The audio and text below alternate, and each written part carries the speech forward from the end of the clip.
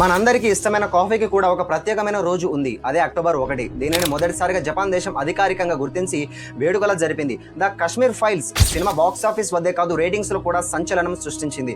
ఒకానొక సమయంలో IMDbలో ఇది 10/10 రేటింగ్ సాధించి ప్రపంచవ్యాప్తంగా అందరి దృష్టిని ఆకర్షించింది. మానవత్వం అంటే ఇదేనేమో. బ్రెజిల్లో వీధి కుక్కల కోసం ఒక ప్రత్యేకమైన టౌన్ నే ఏర్పాటు చేశారు.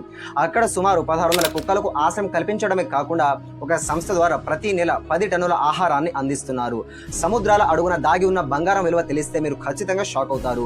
ఒకవేళ సముద్రంలో ఉన్న బంగారం అంతా తీసి భూమిపై ఉన్న ప్రతి ఒక్కరికి సమానంగా పంచితే మనలో ప్రతి ఒక్కరి దగ్గర సుమారు 1 కిలో బంగారం ఉంటుంది.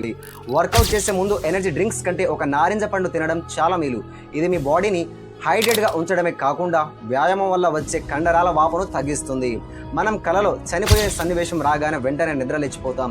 ఎందుకంటే మరణం తర్వాత ఏం జరుగుతుందో మన మెదడుకు కూడా తెలియదు. అందుకే అక్కడ కల ఆగిపోతుంది.